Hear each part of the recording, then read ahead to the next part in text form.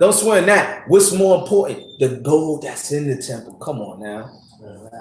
Come on now. We got some wicked people, man. And when I say wicked people in Israel, I'm talking about the nation, not just people in the truth. You see what I'm saying? Like I'm judging us as, and I'm not judging, but well, I am, but I'm bringing it out like us as a people, man. These are things that we are guilty of. Read on. Ye fools and blind, for whether is greater, the gold or the temple that sanctified the gold? So that gold done touched so many people's hands, done so many things that happen on the strength of that gold, and you going to say it's okay to swear on the temple that sanctified and cleansed the gold. Yeah, right. You understand?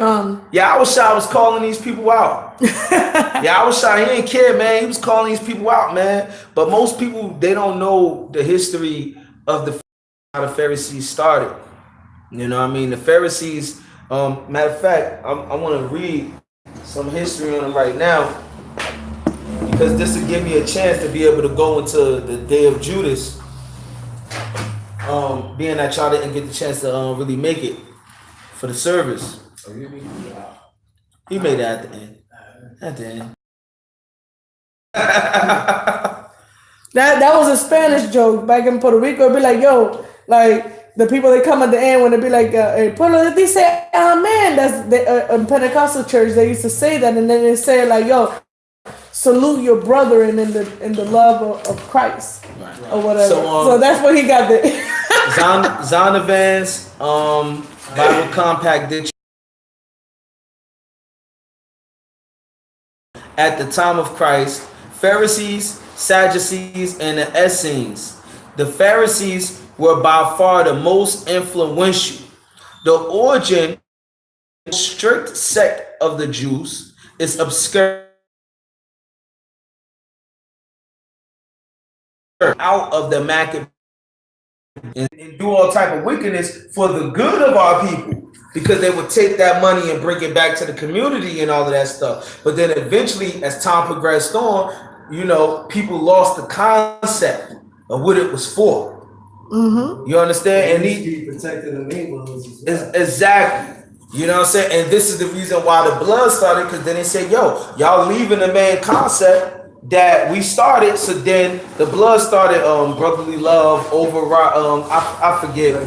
I used to know it. Yeah, I was in the world, I was practically a blood. You know what I'm saying? Now I don't remember none of that stuff now. You know what I'm saying? But yeah, all praise to the Most High that I don't. But yeah, but the same thing happened with the Maccabees. You know what I'm saying? After a few generations, different sects came out of the Maccabees. The Pharisees were one of them. You understand? This was the group that came after the Maccabees. You got to understand, it was a few hundred years from the time of the Maccabees to the time of Christ, and people still needed guidance back then. So the Pharisees didn't start out as bad. They actually started out as good. You know, but I'm going to read on. There was, however, a group of Jews reassembling the Pharisees as far back as the Babylonian captivity. So some people saying that the Pharisees go even further back than the Maccabees, you know. The name Pharisee, which in this Semitic form means the separated ones, separatists. So that's what they were. They were separatists. They didn't want to be affiliated with nobody. It's no different than when people say, we the home of the truth. We don't got nothing to do, no affiliation with none of these other people. You understand? It's no different. This is the mind frame that the Pharisees had. Not trying to diss nobody either. I'm just bringing out the information. The way that they... Right, yeah, because it's just to give a good visual when you give examples, real life examples like that. The name Pharisee, which in this Semitic form means the separated ones, separatists, first appears during the reign of John Hyrcanus in 135 BC. Generally, the term is in the plural rather than the singular. They were also known as Chassidim, meaning love of God or loyal to God.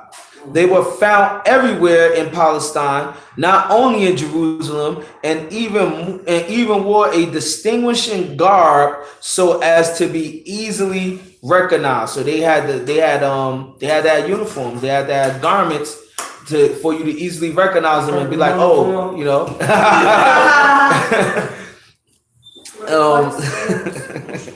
Chill.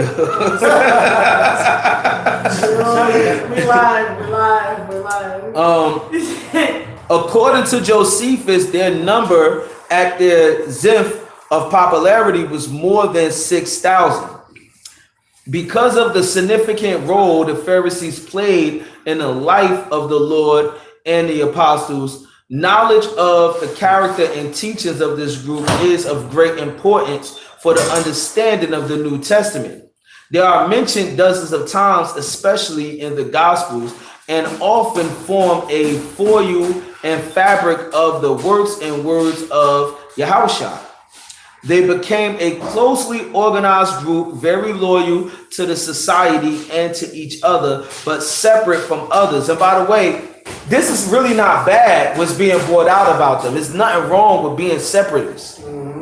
We're separatists. John the Baptist was separatist. Well, yeah, John the Baptist was a separatist. When we say, yo, we ain't dealing with the Gentiles, we only dealing with our own people, make you a separatist. Exactly. So, like I said, the Pharisees didn't start off bad. They weren't bad. You know what I'm saying? Yahushua was a separatist. Yahushua said, go not unto the ways of the Gentiles. So Yahushua, by definition, was a separatist too. We're separatists. You know what I'm saying? So it's not that the Pharisees were bad. Nationalists. Right. That's what, yeah, they say we nationalists, you know. So it's not that the Pharisees were bad. You know what I'm saying? Because like even then when I used that concept about the home of the truth and all of that, and even then you said, you know, the purple garments and all of that. None of that is bad. There's nothing wrong with a camp wanting to disassociate themselves with other people to keep confusion away. So you won't come and think, well, we're talking about raping little girls. You know what I'm saying? Or we're talking about going to war with the white men or whatever. There's nothing wrong with that. You know what I'm saying? The issue, this was not the issue that Yahushua had with them. In Matthew 23, we just read what was the real issue. Hypocrisy. That was the issue. Yahushua didn't say, you ain't not once in anything that we read in these scriptures, you ain't hear Yahushua say anything about, oh, y'all wicked because y'all separate. Oh, y'all wicked because y'all got garments to distinguish yourselves to be different than Yahushua didn't say none of that. He said y'all brought on y'all phylacteries and you know, y'all fringes and all of that, whatever. Why? To be seen of men. That was Yahushua beef. Y'all do these works to be seen of men. It's nothing, like I said before, it's nothing wrong with the glorious banquet and all of that stuff. There's nothing wrong with that. But when you do it to be seen of men, it is. Yeah. You understand? Now, if you doing it because you just want to praise the Father, show the Father that, you know what I'm saying, we got love for him and all that. Look, that's wonderful. Guess what? We did that in the scriptures too. You think the temple wasn't decked out? You feel me? When Solomon made that temple was up, man. Trust and believe that. You know what I'm saying? There's a scripture in Chronicles talk about Josiah when he had the Passover after the 10 tribes was taken away. And the 10 tribes that still remained around had came to celebrate the Passover with us. That was the first time that all 12 tribes celebrated the Passover again since the split. And yo, it was the best Passover ever. It was talked about all the way up into the Apocrypha. By the time you get into the Apocrypha, they still was talking about that Passover. So there's nothing wrong with the big banquets and all of that stuff. But when you do it to be seen of men and not to glorify the Father, then it is something wrong. You feel me? But I'm going to read on. It says, they pledged themselves to obey all facets of the tradition to the minute detail and were sticklers for ceremonial purity because they started making up their own traditions. And this is the thing, it's nothing wrong with man-made traditions either, but when your man-made tradition goes against the Bible or is more important than what the Bible is saying, then that's a problem. Okay, question. So if having a man-made tradition isn't bad, then would that mean certain pagan traditions wouldn't be bad? No. If it's pagan, it's evil. It's wicked.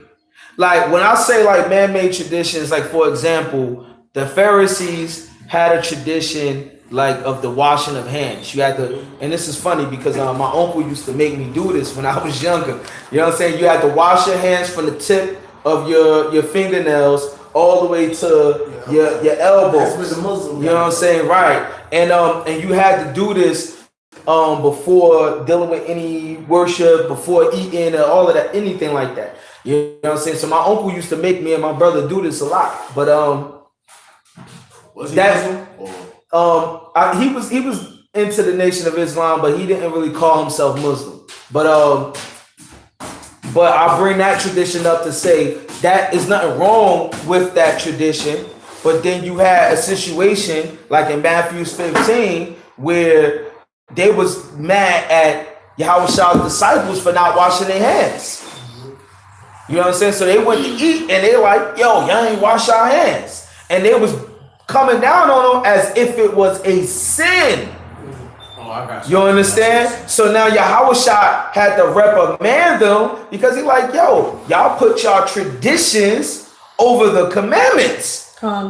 Another example of a tradition is the Pharisees had a tradition where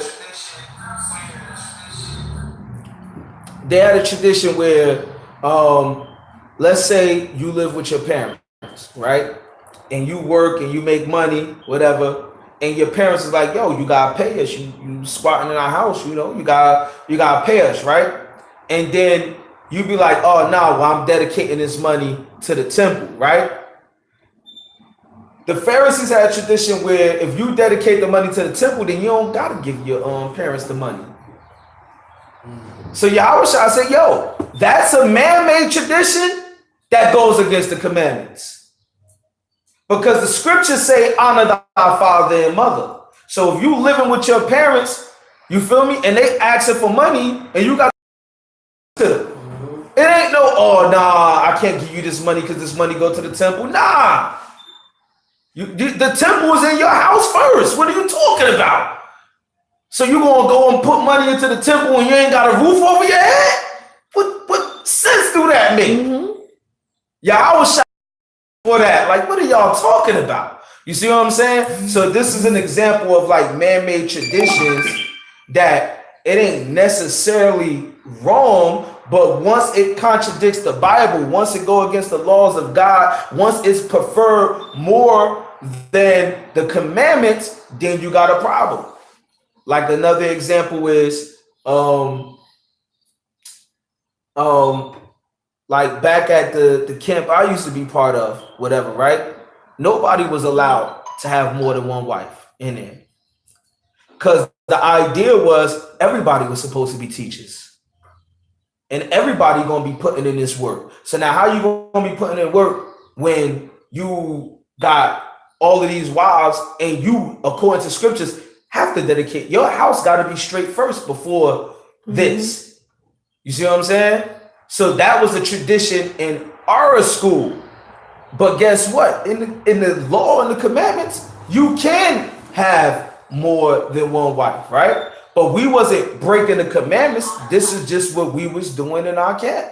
You see what I'm saying? We never disowned the scripture of multiple wives and none of that stuff. In fact, we had a brother who had 2 wives, and they got together and they bought a house and all of that stuff, whatever. But the brother was always at work because he had mad children by both women. And you need to maintain that. So the brother ain't never come to camp. He ain't had time to come to camp. But we ain't kick the brother out and be like, oh yeah, you got 2 wives, you can't be here. But now I was at another camp where they was like, yo, if you come in here, even if you had 2 wives already, one of them gotta go. That's keeping a tradition above the commandments.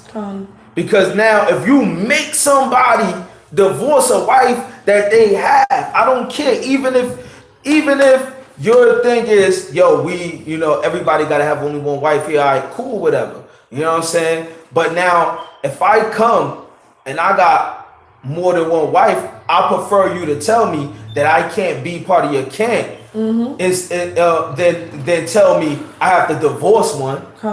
You feel me? You sending me into sin. Exactly. And I wasn't in sin. Right. So now imagine somebody who really, really want to be part of this camp. They're like, well, I'm gonna divorce this one. Now you breaking your house shot's commandment. Your house shot said no divorce. Unless it's for fornication. Right, unless it's for fornication. So this is what I mean by you have traditions that could end up being placed above the scriptures. And that was the problem with the Pharisees. They had traditions that was above, that they put above the scriptures. What do you think? You ever heard of the Mishnah? The Talmud? I heard that. The Mishnah and the Talmud is nothing else but a whole bunch of man-made traditions that they attach to the laws of God. That's all it is. So Jewish people will make it like you're not following the law if you're not following the Talmud. And that's a blasphemous ass book that was written by the Pharisees when after the destruction of Jerusalem, we fled down into Iraq, and brothers over there had took their man-made traditions with them and then compiled it all together in a book. And then every generation you had different rabbis explain their interpretations of it, and then more traditions was added. So that's all it is, a bunch of man-made traditions. Bunch of man-made, it's nothing to do with the Torah. In both books, the Talmud and yeah. I think the Talmud is a combination of the Mishnah and something else. I don't know. I don't care. It's wicked. Because it's blasphemous as hell, because they also speak evil of the Messiah. Oh. Yeah, because it was made by the Pharisees, and the Pharisees ain't like the Messiah. You understand?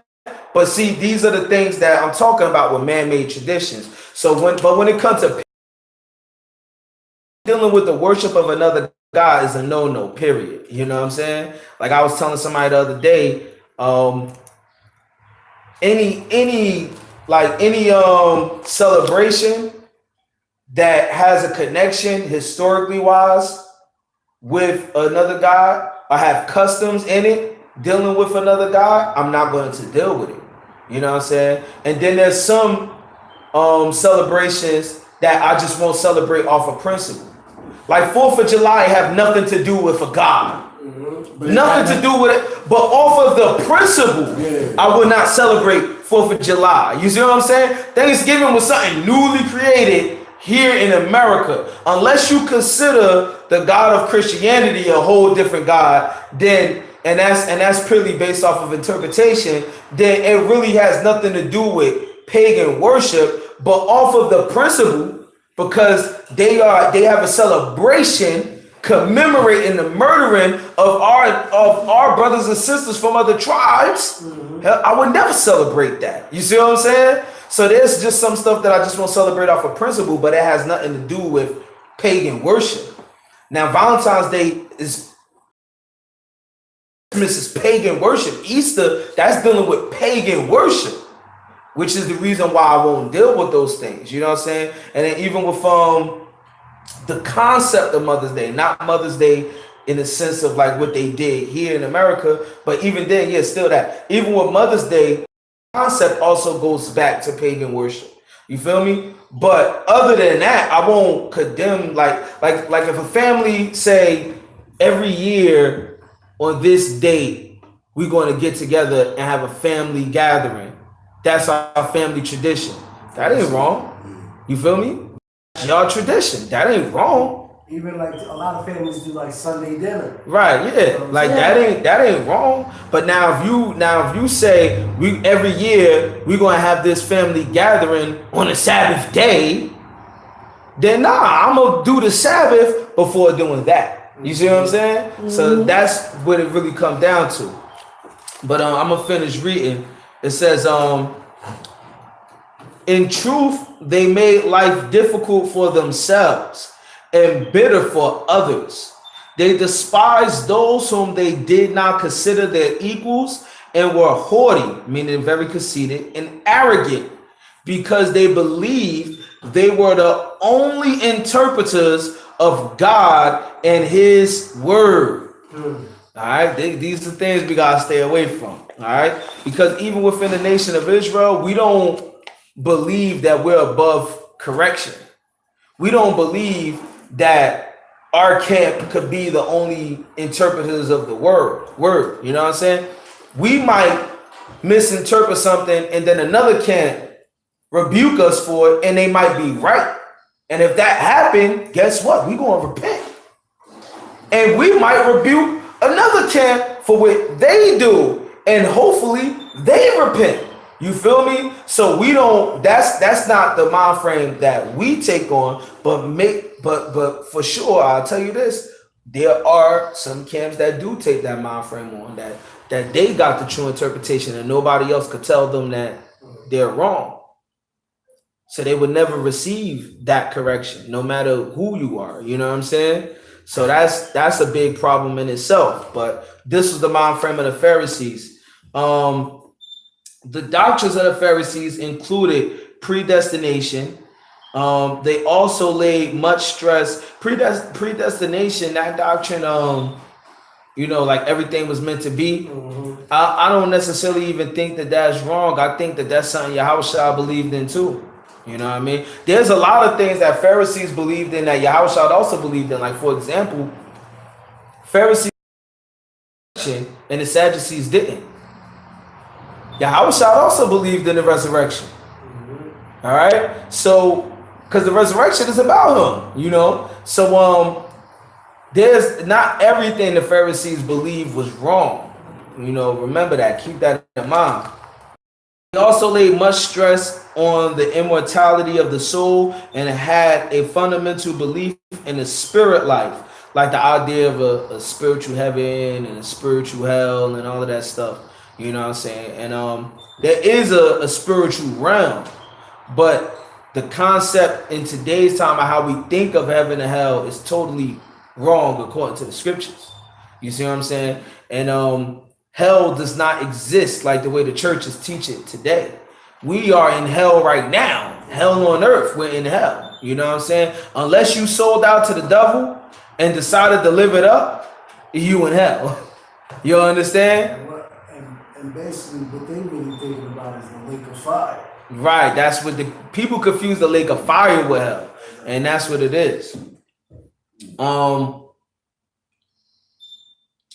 Teachers usually caused much controversy when they met the Sadducees, who just as empathetically denied them. So the Sadducees, they didn't like the Pharisees either, because the Sadducees, they were people that didn't necessarily, they believed in the scriptures in the sense of like, these are like allegories and stories that we supposed to read and get the moral of the story and live a better life based off of it. You know what I'm saying? So they kept the law off of principle, off of this is our culture.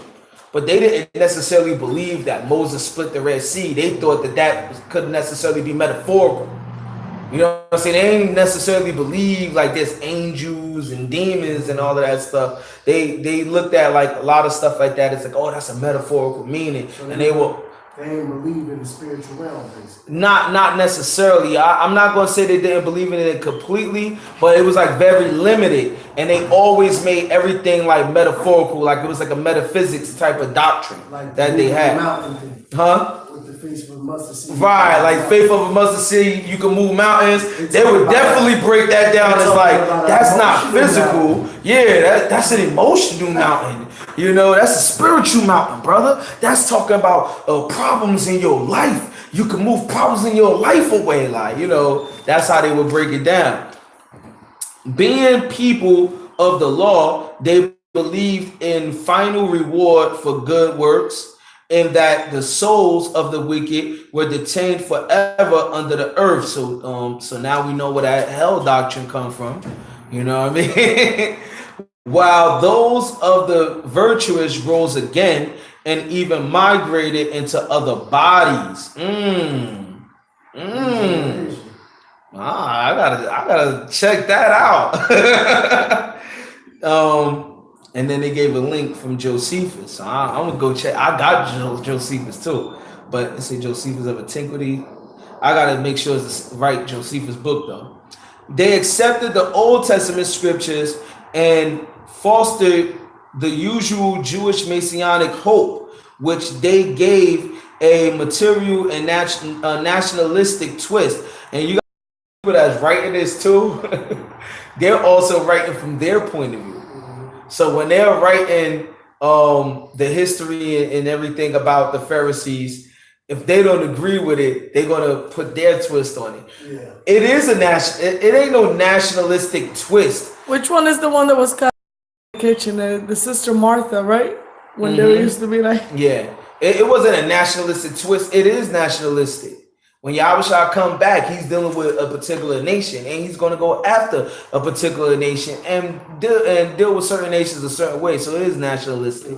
But the Pharisees did have hope for a Messiah to come, which make it even more worse because Yahushua said, like, yo, y'all read these scriptures and y'all still don't know the truth. I'm right here in front of you. Y'all don't see me? You see what I'm saying? Y'all still don't see me. Dang. I'm gonna skip down real quick. The picture of the Pharisees painted by the New Testament is almost entirely black, but the discriminating Bible student should bear in mind that not everything about every Pharisee was bad.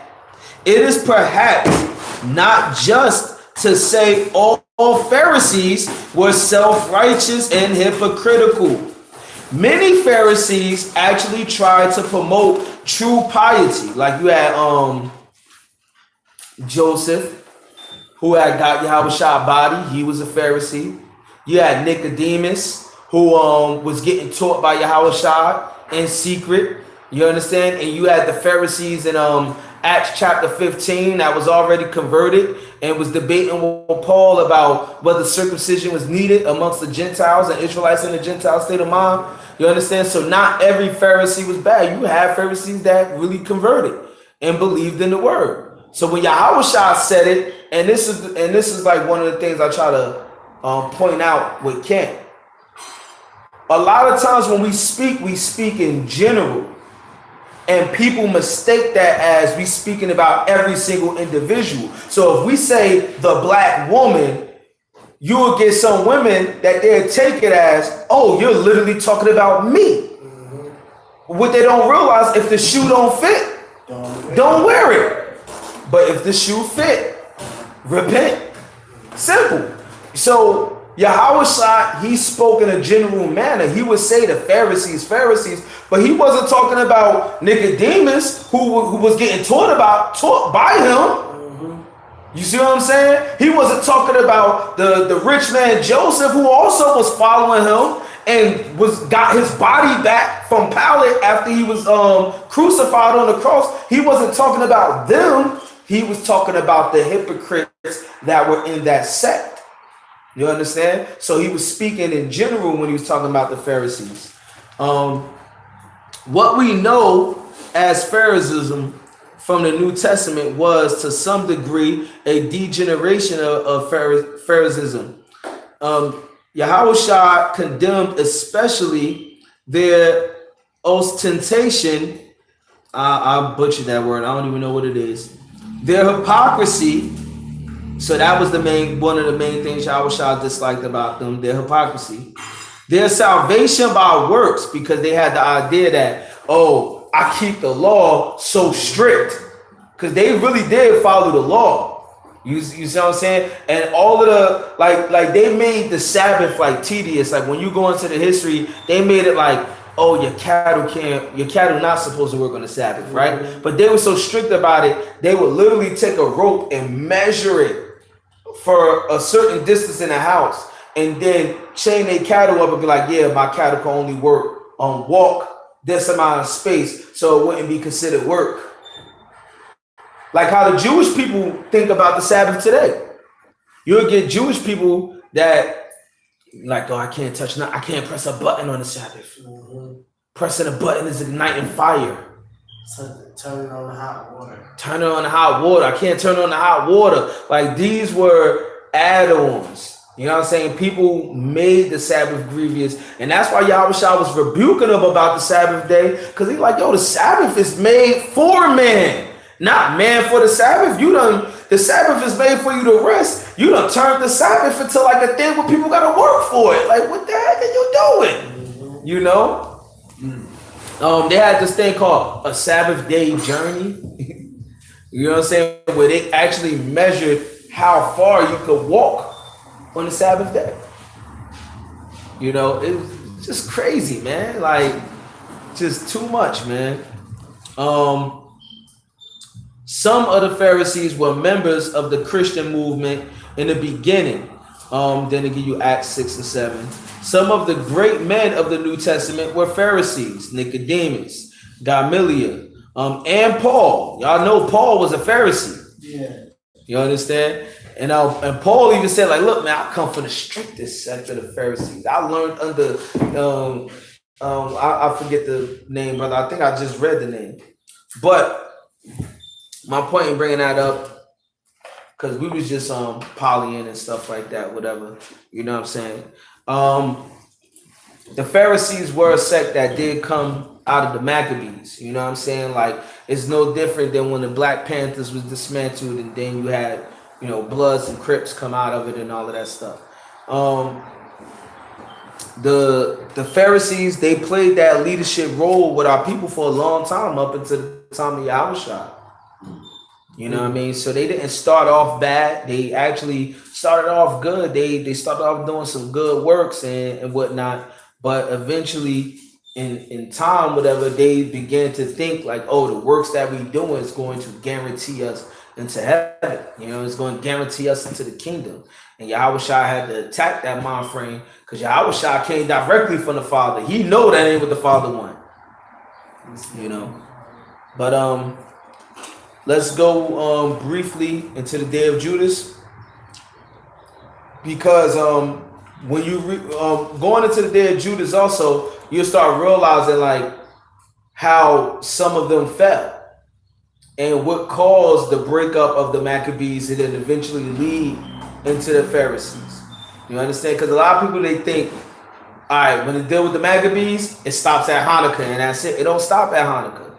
You got Day of Judas and you got the Day of Simon. All right. And there was other brothers too, but they didn't get the same recognition as Judas or Simon, because there were certain key things that Judas and Simon did that deserved that recognition. Like, for example, Simon took over after all his brothers were killed.